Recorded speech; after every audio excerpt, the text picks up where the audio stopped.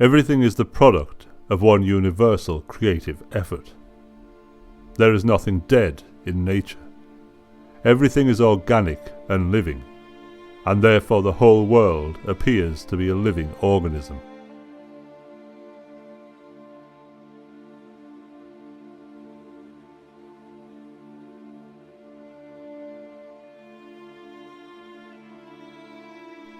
How cruel to forbid people to want what they think is good for them. And yet, that's just what you won't let them do when you get angry at their misbehavior. They're drawn towards what they think is good for them, but it's not good for them. Then show them that. Prove it to them, instead of losing your temper.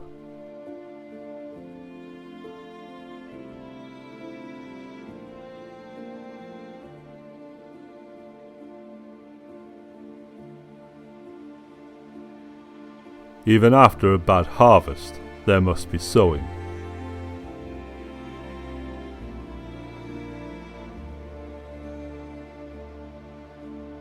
Our inward power, when it obeys nature, reacts to events by accommodating itself to what it faces, to what is possible. It needs no specific material. It pursues its own aims as circumstances allow. It turns obstacles into fuel. As a fire overwhelms what would have quenched a lamp, what's thrown on top of the conflagration is absorbed, consumed by it, and makes it burn still higher.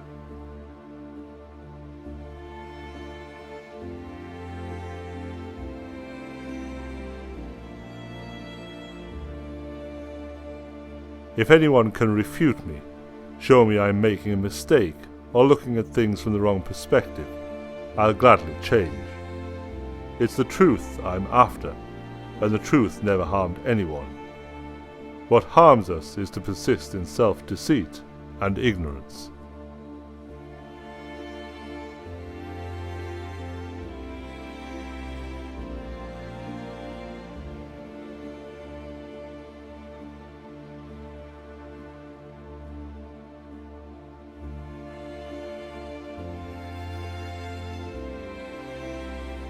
Shun no toil to make yourself remarkable by some talent or other, yet do not devote yourself to one branch exclusively.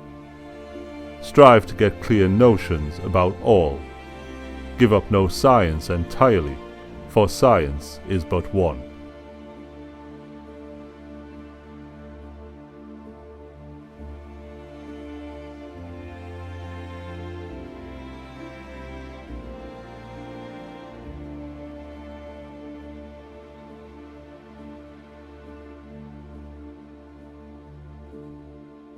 Never regard something as doing you good if it makes you betray a trust, or lose your sense of shame, or makes you show hatred, suspicion, ill will or hypocrisy, or a desire for things best done behind closed doors. If you can privilege your own mind, your guiding spirit, and your reverence for its powers, that should keep you clear of dramatics, of wailing and gnashing of teeth. You won't need solitude, or a cast of thousands either.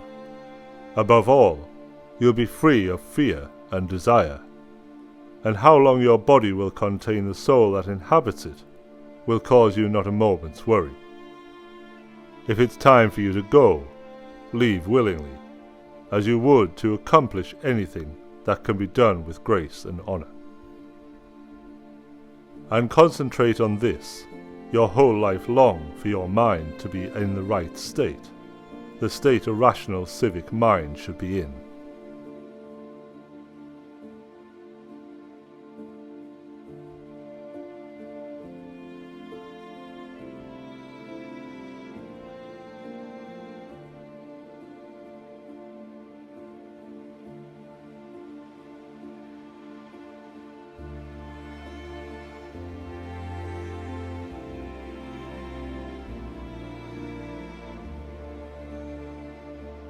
What difference does it make how much I have? What you do not have amounts to much more.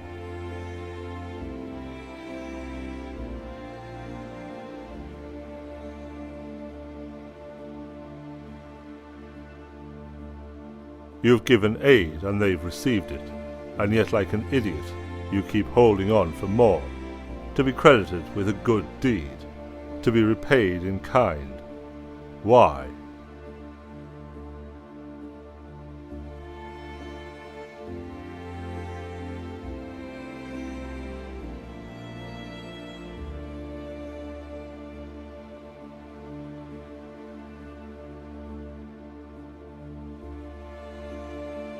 Some people, when they do someone a favour, are always looking for a chance to call it in. And some aren't, but they're still aware of it, still regard it as a debt. But others don't even do that. They're like a vine that produces grapes without looking for anything in return. A horse at the end of the race. A dog when the hunt is over. A bee with its honey stored. And a human being after helping others. They don't make a fuss about it. They just go on to something else. As the vine looks forward to bearing fruit again in season, we should be like that, acting almost unconsciously. Yes, except conscious of it, because it's characteristic of social beings that they see themselves as acting socially, and expect their neighbours to see it too. That's true, but you're misunderstanding me. You'll wind up like the people I mentioned before, misled by plausible reasoning. But if you make an effort to understand what I'm saying, then you won't need to worry about neglecting your social duty.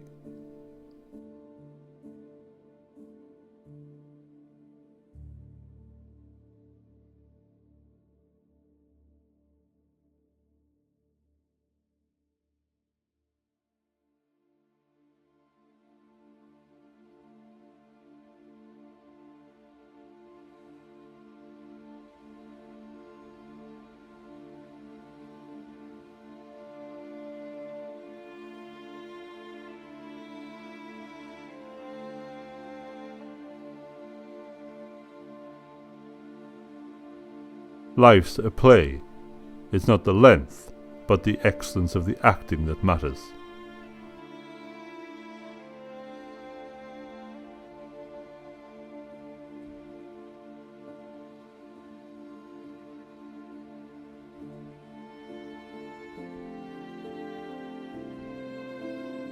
If it's not right, don't do it. If it's not true, don't say it. Let your intention be.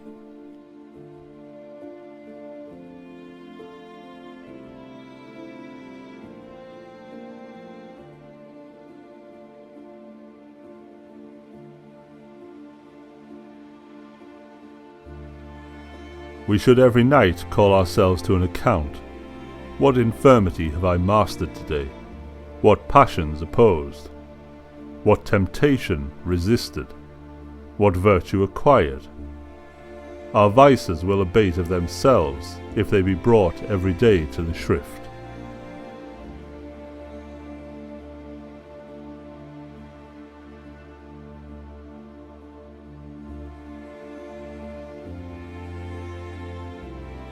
When you wake up in the morning, tell yourself, the people I will deal with today will be meddling, ungrateful, arrogant, dishonest, jealous, and surly. They are like this because they can't tell good from evil.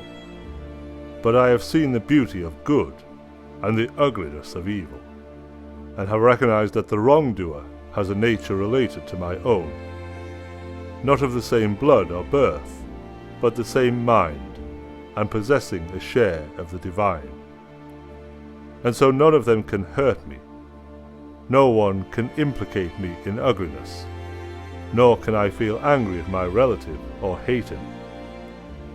We were born to work together, like the feet, hands, and eyes, like the two rows of teeth, upper and lower. To obstruct each other is unnatural. To feel anger at someone, to turn your back on him, these are obstructions.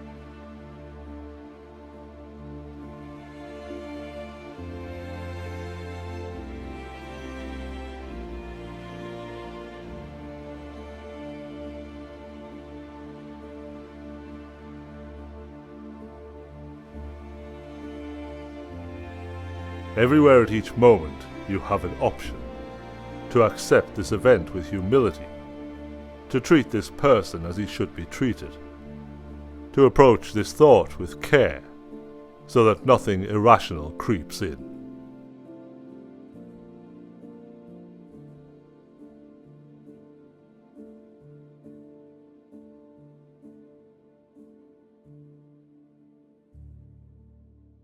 We should not, like sheep, follow the herd of creatures in front of us, making our own way where others go, not where we ought to go.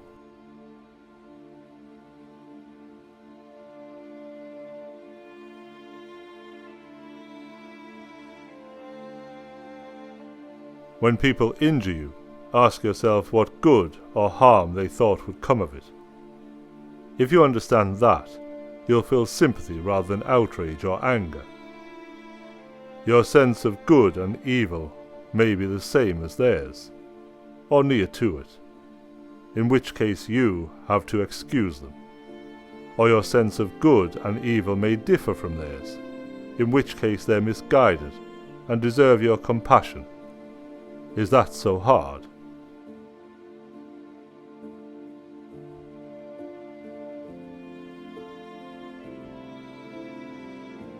Do everything as in the eye of another.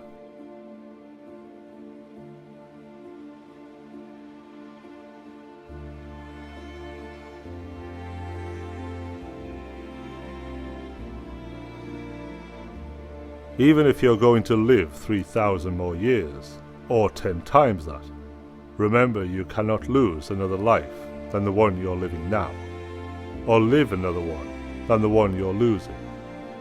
The longest amounts to the same as the shortest. The present is the same for everyone. Its loss is the same for everyone. And it should be clear that a brief instant is all that is lost. For you can't lose either the past or the future. How could you lose what you don't have? Remember two things.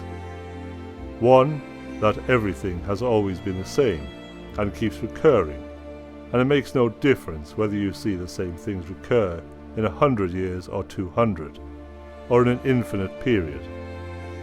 2. That the longest lived and those who will die soonest lose the same thing.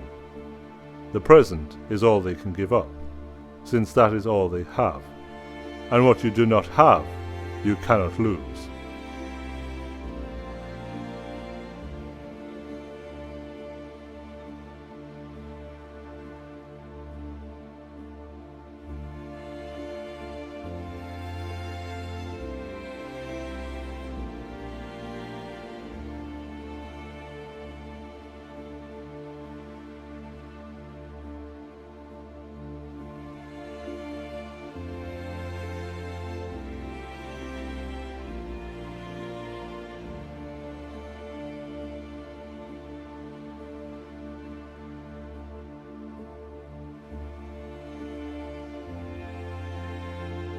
The things hardest to bear are sweetest to remember.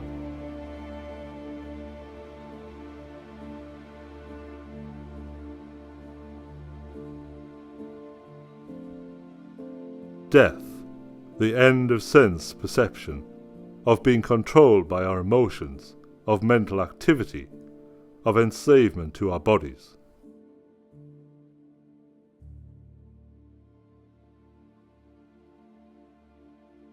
He has committed the crime who profits by it.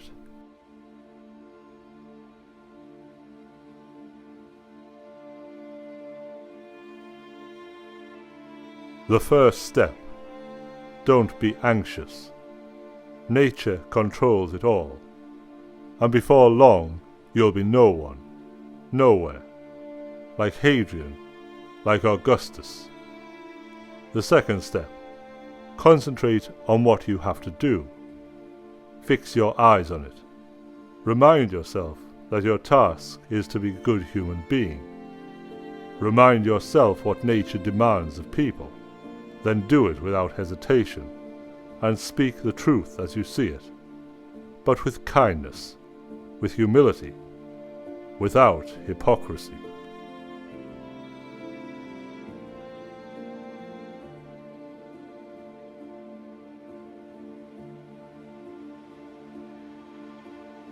on the verge of dying and still weighted down, still turbulent, still convinced external things can harm you, still rude to other people, still not acknowledging the truth, that wisdom is justice.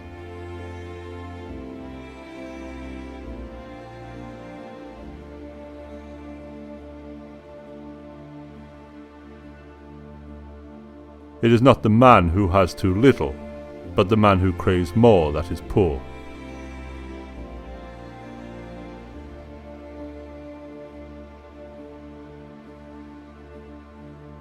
Yes, keep on degrading yourself, soul, but soon your chance at dignity will be gone. Everyone gets one life. Yours is almost used up, and instead of treating yourself with respect, you have entrusted your own happiness to the souls of others.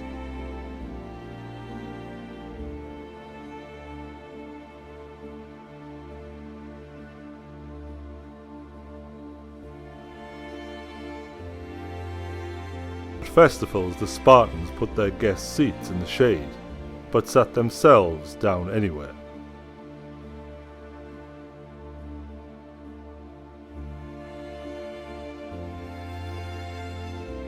Two elements must therefore be rooted out once and for all: the fear of future suffering and the recollection of past suffering, since the latter no longer concerns me and the former concerns me not yet.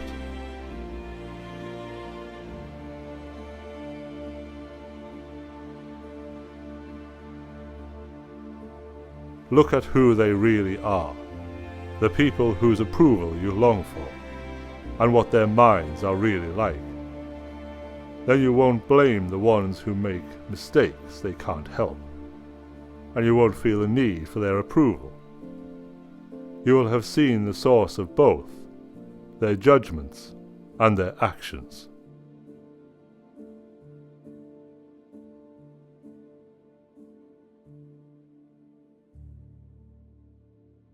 Ignorant people see life as either existence or non-existence, but wise men see it beyond both existence and non-existence, to something that transcends them both. This is an observation of the middle way.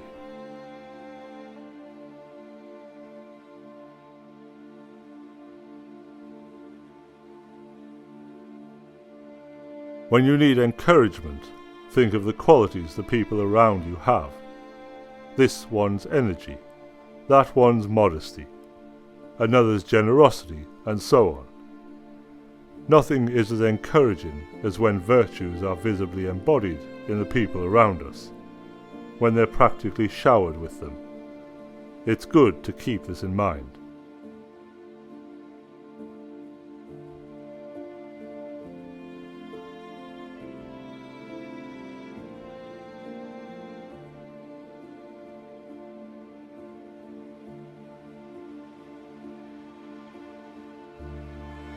We should give as we would receive, cheerfully, quickly, and without hesitation, for there is no grace in a benefit that sticks to the fingers.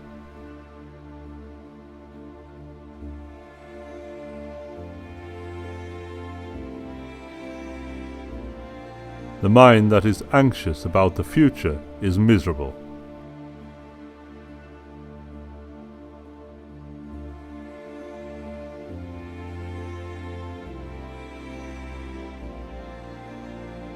Your ability to control your thoughts, treat it with respect.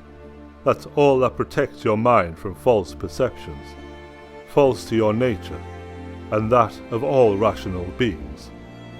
It's what makes thoughtfulness possible, and affection for other people, and submission to the divine.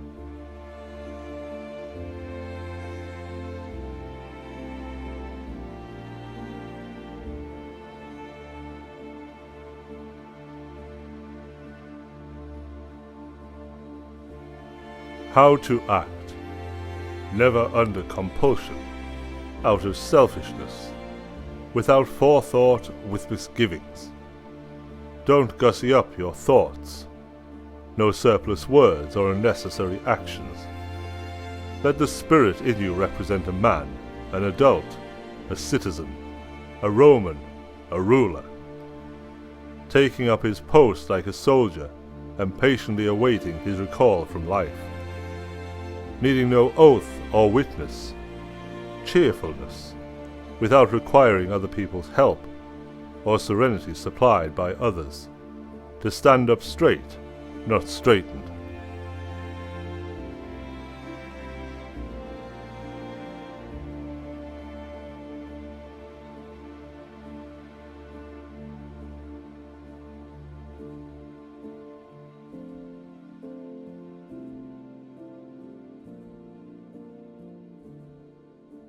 Nothing is so wretched or foolish as to anticipate misfortunes.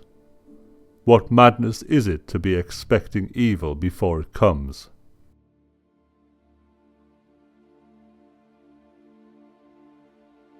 Nothing happens to anyone that he can't endure.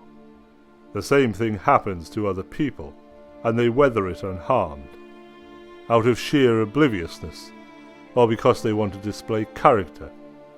Is wisdom really so much weaker than ignorance and vanity?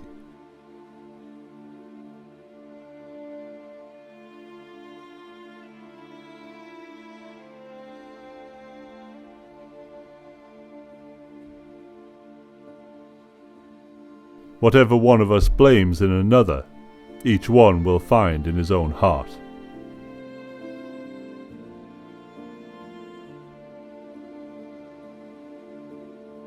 If you do the job in a principled way, with diligence, energy, and patience, if you keep yourself free of distractions and keep the spirit inside you undamaged, as if you might have to give it back at any moment, if you can embrace this without fear or expectation, can find fulfillment in what you're doing now as nature intended, and in superhuman truthfulness, every word, every utterance, then your life will be happy. No one can prevent that.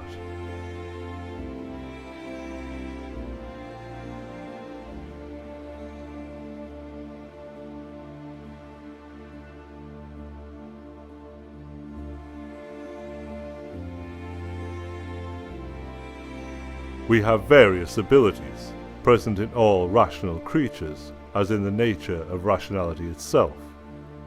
And this is one of them. Just as nature takes every obstacle, every impediment, and works around it, turns it to its purposes, incorporates it into itself, so too a rational being can turn each setback into raw material and use it to achieve its goal.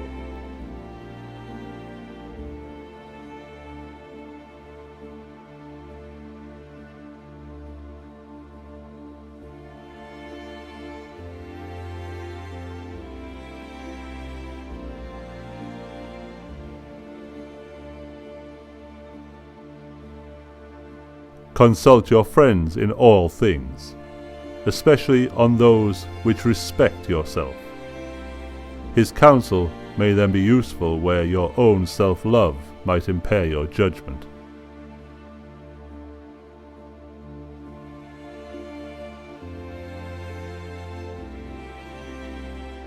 Enter their minds, and you'll find the judges you're so afraid of, and how judiciously they judge themselves.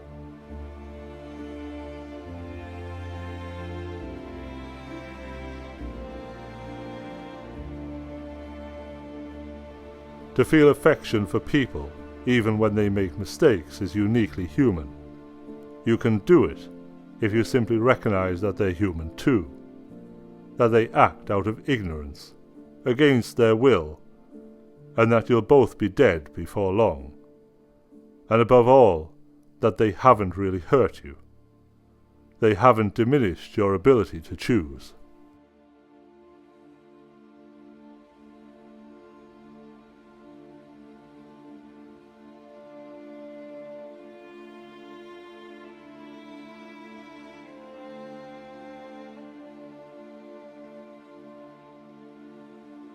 Expecting is the greatest impediment to living. In anticipation of tomorrow, it loses today.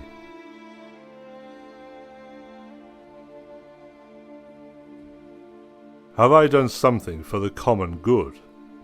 Then I share in the benefits, to stay centered on that, not to give up.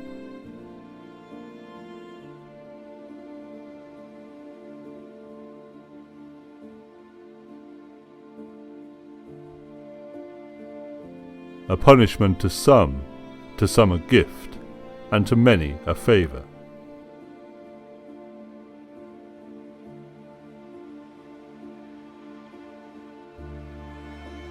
Many lumps of incense on the same altar. One crumbles now, one later, but it makes no difference.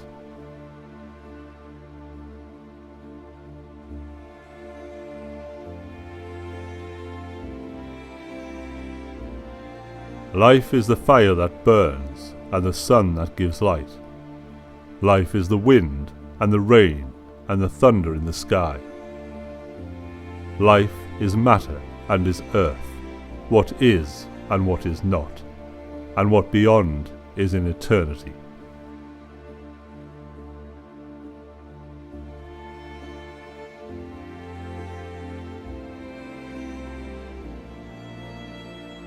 Nothing that goes on in anyone else's mind can harm you, nor can the shifts and changes of the world around you. Then where is the harm to be found? In your capacity to see it. Stop doing that, and everything will be fine.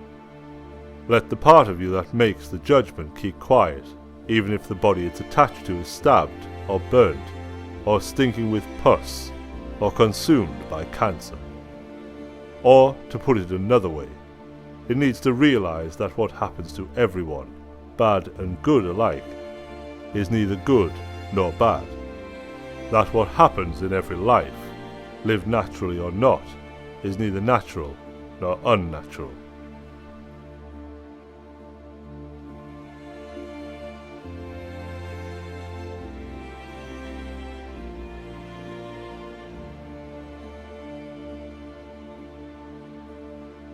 He who does not prevent a crime when he can, encourages it.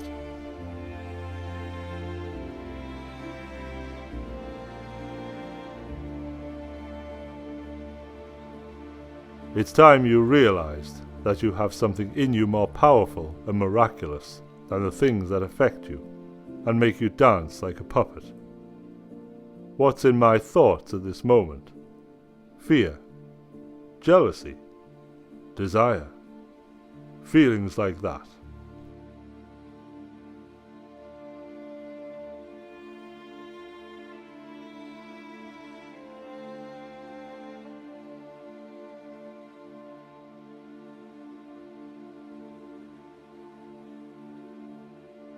Stop whatever you're doing for a moment and ask yourself, am I afraid of death because I won't be able to do this anymore?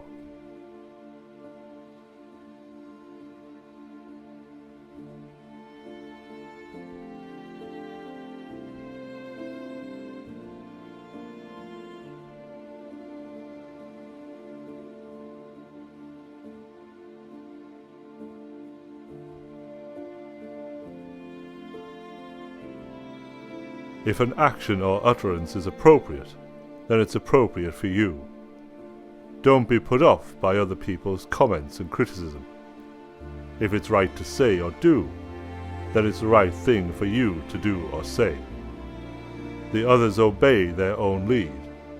Follow their own impulses. Don't be distracted. Keep walking. Follow your own nature, and follow nature. Along the road they share.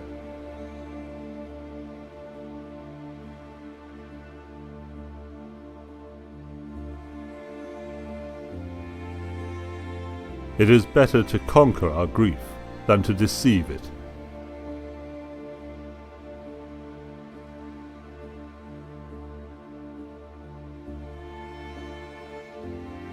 The mind is the ruler of the soul.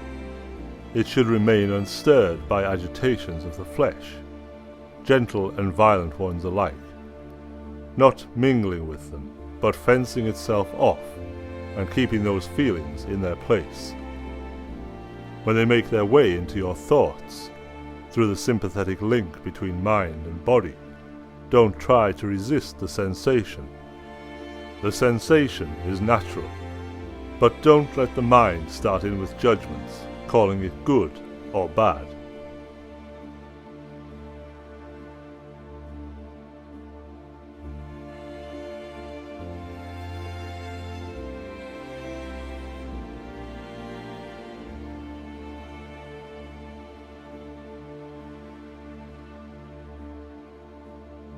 We should always allow some time to elapse, for time discloses the truth.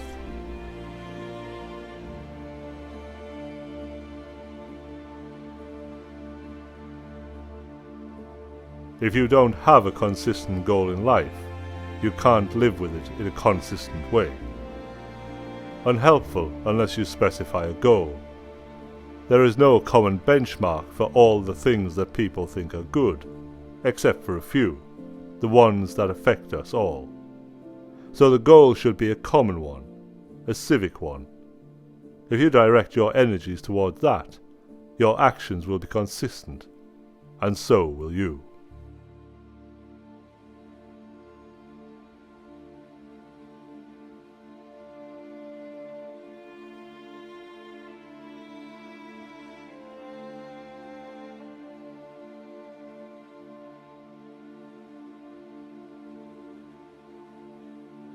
Someone despises me, that's their problem. Mine, not to do or say anything despicable. Someone hates me, their problem. Mine, to be patient and cheerful with everyone, including them. Ready to show them their mistake, not spitefully or to show off my own self-control, but in an honest, upright way. Like Phocion, if he wasn't just pretending. That's what we should be like inside, and never let the gods catch us feeling anger or resentment. As long as you do what's proper to your nature, and accept what the world's nature has in store, as long as you work for others' good, by any and all means, what is there that can harm you?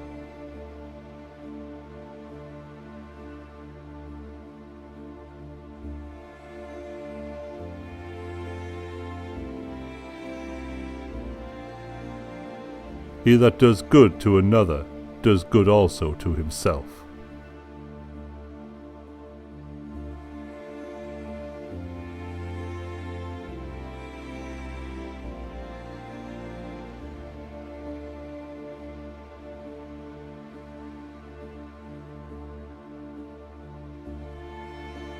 The things you think about determine the quality of your mind. Your soul takes on the colour of your thoughts. Colour it with a run of thoughts like these. 1. Anywhere you can lead your life, you can lead a good one. Lives are led at court, then good ones can be. 2. Things gravitate towards what they were intended for. What things gravitate towards is their goal. A thing's goal is what benefits it. It's good. A rational being's good is unselfishness. What we were born for, that's nothing new. Remember, lowly things for the sake of higher ones, and higher ones for one another. Things that have consciousness are higher than those that don't, and those with the logos still higher.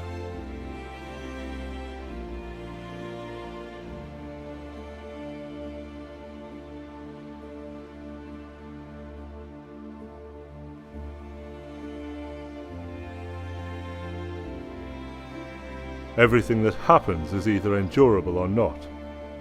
If it's endurable, then endure it. Stop complaining. If it's unendurable, then stop complaining. Your destruction will mean its end as well. Just remember, you can endure anything your mind can make endurable, by treating it as in your interest to do so, in your interest or in your nature.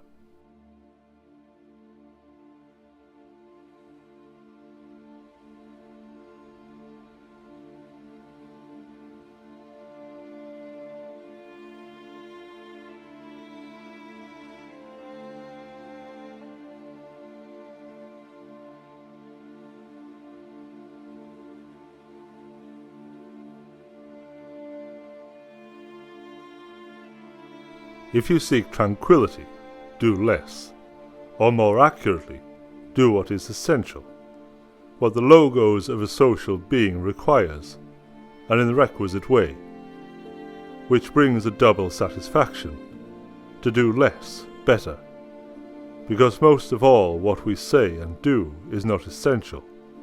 If you can eliminate it, you'll have more time and more tranquility.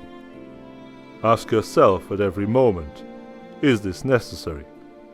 But we need to eliminate unnecessary assumptions as well, to eliminate the unnecessary actions that follow.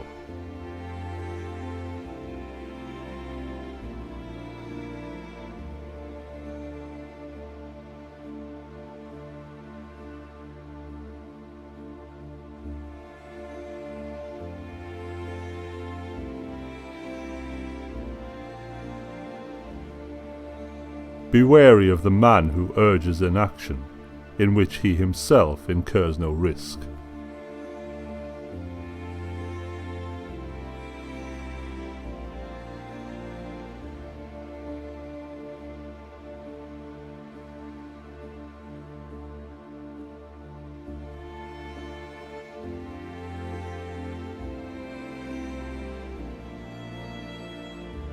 Don't let your imagination be crushed by life as a whole. Don't try to picture everything bad that could possibly happen. Stick with the situation at hand and ask, why is this so unbearable? Why can't I endure it? You'll be embarrassed to answer. Then remind yourself that past and future have no power over you, only the present, and even that can be minimized. Just mark off its limits.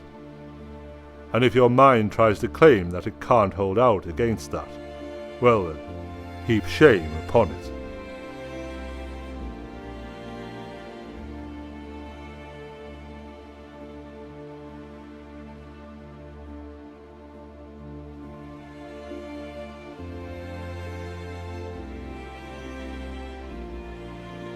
We become wiser by adversity. Prosperity destroys our appreciation of the right.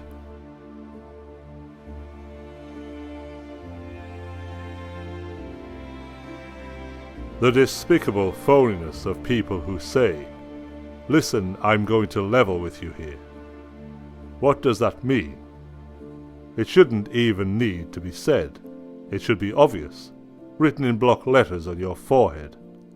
It should be audible in your voice, visible in your eyes, like a lover who looks in your face and takes in the whole story at a glance. A straightforward, honest person should be like someone who stinks. When you're in the same room with him, you know it. But false straightforwardness is like a knife in the back. False friendship is the worst. Avoid it at all costs.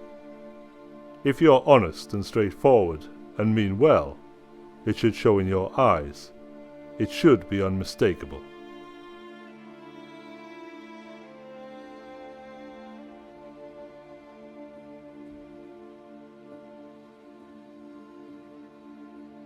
Difficulties strengthen the mind as labor does the body.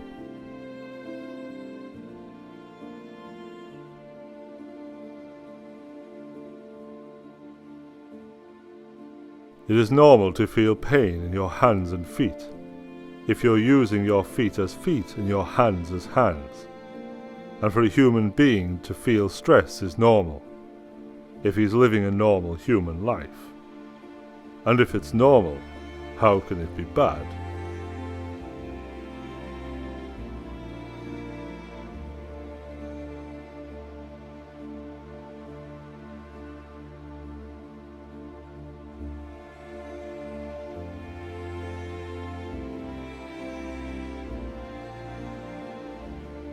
There is no delight in owning anything unshared.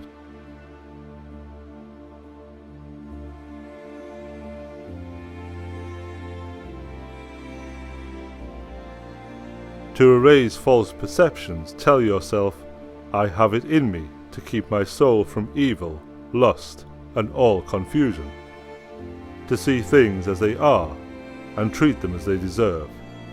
Don't overlook this innate ability.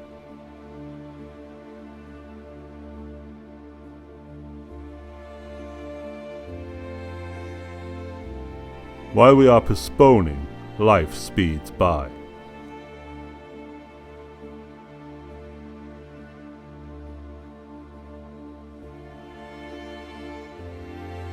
It does not matter what you bear, but how you bear it.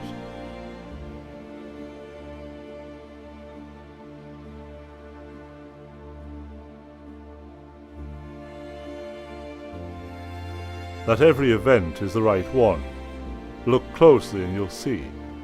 Not just the right one overall, but right, as if someone had weighted it out with scales. Keep looking closely like that, and embody it in your actions.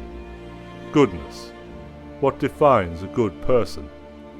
Keep to it in everything you do.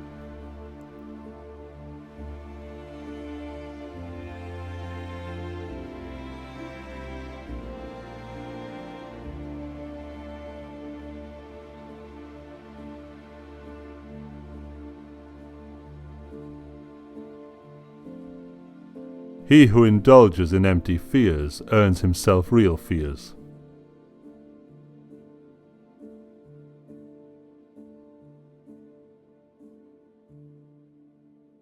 It is not because things are difficult that we do not dare. It is because we do not dare that they are difficult.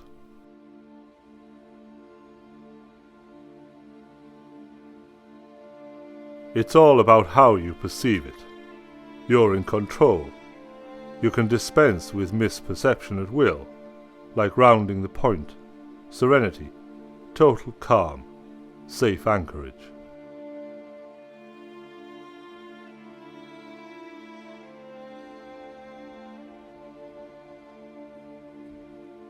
We often want one thing and pray for another, not telling the truth even to the gods.